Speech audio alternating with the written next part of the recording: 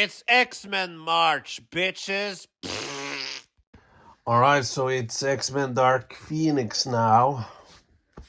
The next to last one, because after this it's, what's his fucking face? Deadpool and Wolverine it is. I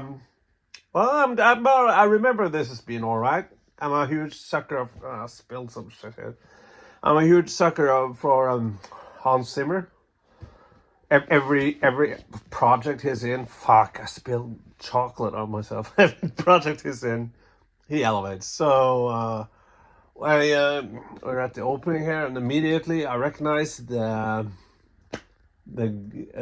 is a flashback to Jean Grey, and that father, the guy who plays the father, played the pedophile in Last of Us season 1, episode 8, and I really liked him in that role. Not that, but he did a great job in that role. Anyway, so it's that film. So blah blah blah. For fuck's sake, Hans Zimmer, you know, it's so much better than anyone else. For real though, like I'm getting goosebumps already, and it's just what 3 minutes in or something. And it's completely like the music from the other. Michael Caimon's was good in the first one, except for that. Yeah, and I don't remember his face. The score for Logan was good, but the rest has been. But this, jeez. Oh, mwah. And I don't hate the costumes, by the way. They look kind of cheap, but I like it. It's like, but fuck the score. Sometimes you can read minds. I love the score. You should check it out, man. The score, it's like a drug. Yeah. If anything goes... The score reminds me of like Hans Zimmer in the 80s or the 90s. It kind of fits well because of the storyline is in 1992, I think, or 3. But it reminds me, like, Rain Man was one of Zimmer's first scores he had. But Rain Man is a really great film about Dustin Hoffman playing a guy with autism, and Tom Cruise is his brother, blah, blah. It's a drama film. And Hans Zimmer scores that film like never been done before. Like, if you see that film, think of the score, and think how a normal composer would score it. It would be so right for the film and so bland. But Hans Zimmer, like, okay, so it's a very exotic song. Like it, Ray is the Dustin Hoffman character. It's like we don't understand his world, like we are curious about his world, and we were intrigued, and that is kind of the music in a nutshell. Is like it's an exotic music kind of. It's just so great, and he evolves everything. So in this one, it reminds me of back in the day. There was a film called Hard Rain. No, not Hard Rain. It's Michael Douglas in Tokyo or something in Japan. Also one of his first scores, Hans Zimmer. And then Crimson Tide after this, I think. After Rain Man, I think. But yeah, yes. There's something about the cinematography and color design or whatever. It feels like it's made in the 90s, which I appreciate. And this film kind of reminds me of Star Trek The Last Voyage, Terminator, Dark Fate, No Time to Die. Kind of later films that are later in the franchise. We kind of try something different, but doesn't necessarily succeed, but you gotta give it to them because they're so far into the films that that they gotta go do something. I guess this film isn't trying to do something different though, but it's a mixed bag, and I kind of as with Terminator Dark Fate. It's a mixed bag, but it has some cool things, and like it's overshadowed by the other films, kinda. And with this one came out in 2019, and Disney had bought Fox, and everybody was so done with the Fox X-Men franchise. And yeah, 2019, this came out long after what's it called? Infinity Stones, or what the second what the hell, Avengers, whatever, that film, Avengers, whatever. So you got overshadowed by that too, and I remember myself like, I don't give a shit about the X-Men film. Even I was kind of curious about the Marvel X-Men, whatever. No, Marvel Avengers, whatever. That's what it's called. But looking at it now, it's like it has more value than so. The villain though, the villain is shite. I think there was some rights issues that they wanted to use. Fuck, so many stupid names and all this cartoon shit. The green things in Captain Marvel. Scrolls. I remember that. Hey, the villain was kind of supposed to be a scroll or something. I don't know, but they're kind of just aliens, but not really. They're humans, but they're super strong humans. Kind of like the Iron Man 3. I also like Iron Man 3, by the way. Oh fuck. If I were supposed to do all the MCU films like this X-Men crap, oh my god, that would take like 2 years, I think. Yeah. You might want to change the name to X-Women, says Lawrence of Arabia. What's her face? Okay. Jamie Lawrence? Jamie Lawrence? Jennifer Lawrence. That's a bit on the nose, I think. You know, it's a bit on the nose. But why are they doing the Jean Grey crap again, you know? We just saw that in the third one, and it wasn't that great then either. I heard that nerds like that storyline in comic books, but in the third one and this one is not. It's still one of the least interesting ones. Apropos, here comes the fucking alien, which is the lady from The Thing. Wasn't there? I saw some video or whatever that someone said that if you were to do the Jean Grey story, like the Dark Phoenix storyline, whatever, it should be like 2 or 3 movies. If they kind of mixed X-Men with the whole other MCU shit, which I really want them to, like in 10 years maybe they can do Dark Phoenix with, you know, with several Avengers movies or whatever. But the film has a 5.7 on IMDb and 22 on Rotten Tomatoes by the critics, I think. And while it's not great, it deserves more than that, I think.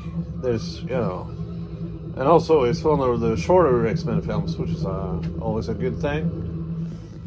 Don't be such a sourpuss, Steve Rotten. Was sour Steve what's his face? Cyclops. Yeah, I see them. Let your girlfriend drink. God damn it! Stop being such a fucking sourpuss. God She's doing pretty good. damn it! I don't get that Jennifer Lawrence is complaining about Charles Xavier. Oh, he's so egotistical now. He's such a fucking narcissist and blah blah blah. How dare he? I see nothing wrong with what Charlie X does, and Jennifer Lawrence is now talking to Beast like, we should bail, we should bail and get out of here and fuck. It's not, and Mr. Beast says it'll all blow over, and she says no, bitch, it won't.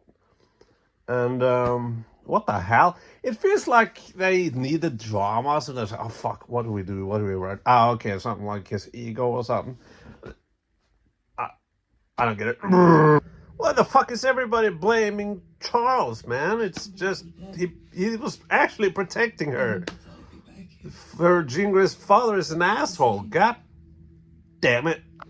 I don't hate this movie. I don't hate this movie at all. At all. There's problems with it, but it's the kind of problems that you think sometimes a film has problems and issues, and it's kind of just interesting to think, what would I do better?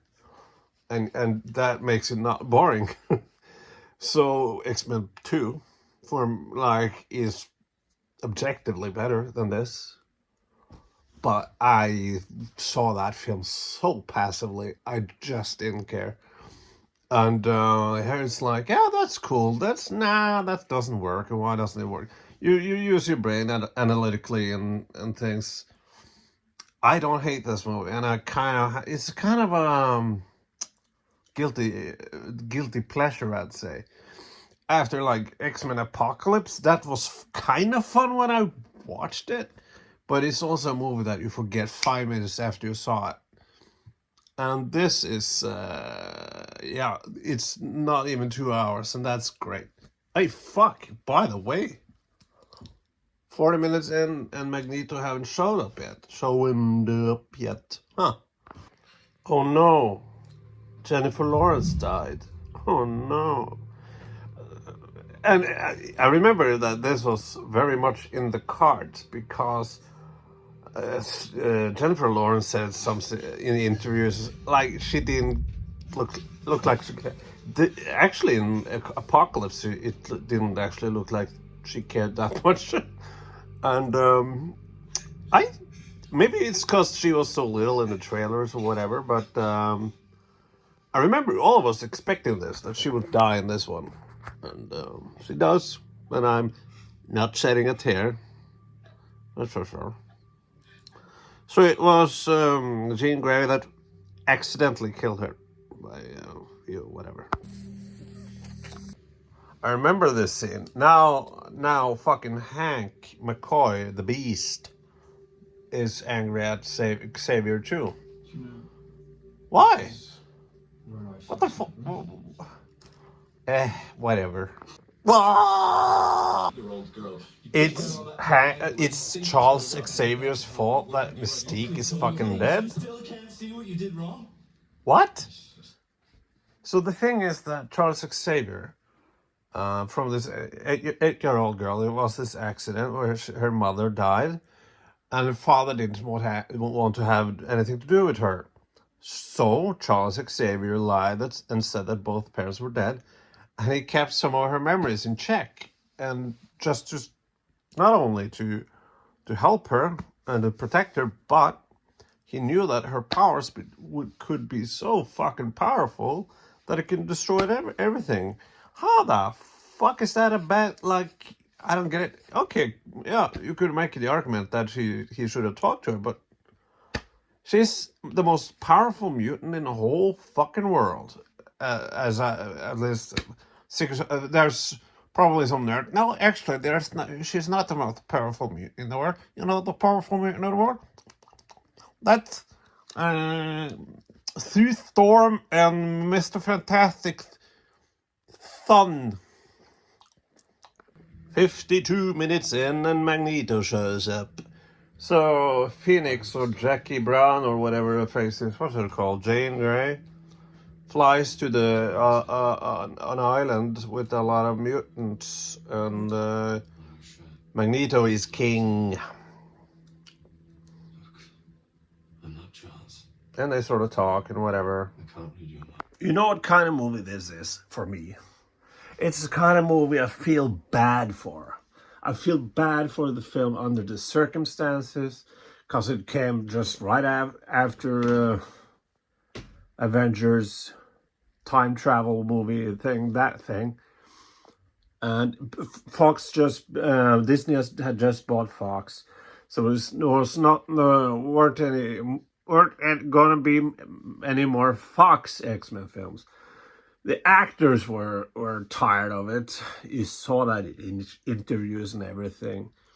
It had everything working against it. And the rumors that the director wasn't that as competent as they wanted him to be. There was some sort of thing that the director was the first time director something, and the reshoots in the third act because Captain Marvel, I think, had a fight scene or whatever third act in the space, and this one was supposed to have that, but they had to reshoot because it was so similar or something like that. And there were rumors that another director took over the last act in the train fighting sequence, which I remember being cool. There's a lot of shit going against this film, so I kind of am rooting for the film, if that makes sense. It's not great, but I'm enjoying it, and Hans Zimmer score, and I like the cinematography. It's very 90s. I love cinematography. That's great. It's like fantastic looking films, but also films that have a look, even if it's subtle. It's a subtle thing, but it has a look. It looks like a film, looks like a movie, which no fucking MCU movie does. And I feel for this film. It's like, come on, you can, you can do it. Come on. It's like the villain here. It's like, what kind of character are they? Like in the good old days, Red Letter Media with the prequel Phantom Menace. What kind of character is Qui-Gon Jinn and whatever, right? It's kind of that. What kind of character is she? Describe her personality. Like, she has none. She just has speaking lines. What is her goal? I don't know. Yeah, she wanna, manipulate and have Dark Phoenix chick on her side, I guess. But it's like, let's sit here in a bar and talk. Let's stand up and talk. Let's walk and talk. The villain is so weak. Wait, so now Hank, aka Beast, wants Magneto to kill her? What? Hank wants to kill, not himself, but Magneto, to kill her because she killed Mystique? Mystique? That was an accident. It was so fucking obvious. What is this shit? What is this? Still, I'm not hating it. Worst a film can be passive and dry and non-inventful, or you have to take some swings, and if you miss, it's not a great film. But I like the cinematography, the set design. I like the actors. I love Hans Zimmer. Oh, I have a real soft spot for good old-fashioned 90s cars, and American cars too. I think it's, is that it? Am I that shallow? Might be that shallow sometimes, you know. It's like Thomas Newman, the worst composer in the fucking world. Thomas Newman is trash. And every time I can see a movie, I'm like, Thomas Newman. Add Thomas Newman, unlike Hans Zimmer, Thomas Newman always makes those films worse. Fucking Skyfall. That music is so bland and doesn't fit the film at all. God damn it, Thomas Newman sucks. Or Janusz Korczynski, or whatever his face is. Schindler's List was a really good cinematography. Rest from that, him and Steven Spielberg. The trailer for the new sci-fi film, they're explaining the plot and why they're gonna, I don't care. And fucking the lighting there is, I don't like it. I fucking do not like it, man. It's so, it's like this shit, this lighting, only worse. Worse. But I guess it's taste, you know. It's not bad maybe, but it's a choice that I don't like. I don't particularly find, it's too much for me. All these brightly lit windows and everything. Whatever. Now I'm talking. It's a huge exposition scene, all right. So let me talk about fucking cinematography. But you have the cinematographers that works well with direct. Roger Deakins is a great, because he makes Denis Villeneuve films feel like Denis Villeneuve films, and he makes Coen Brothers films feel like Coen Brothers films, We both love Raven. while he also has his own touch. I really appreciate that. And Gordon Willis, the Prince of Darkness, Well, R.I.P. I guess, died 1,000 years ago. But I like what's the film with what's the film with he's Robert Redford and Dustin Hoffman, the Washington Post thing. They were fucking Watergate. That film. Gordon Willis, cinematography there. Mwah. How to lit an office, a boring office. How to lit that in the most interesting way. Yeah. Anyway, bye. Not bye, but bye for now. So now there's the action scene in New York with the cool music and everything. It really looks like a set though, but in a charming way, I guess. I don't mind this. I think this is all right. This is all right. So Magneto tried to kill Jean Grey, and he got thrown out, and now she's puppeting Charles Xavier with her powers. She has to walk. It's humiliating. That's really cool. I like that. She's puppeteering him. That's awesome. Oh.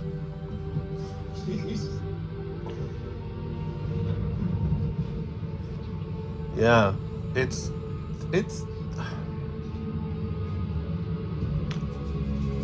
trying. It's trying. Come on, give it a break.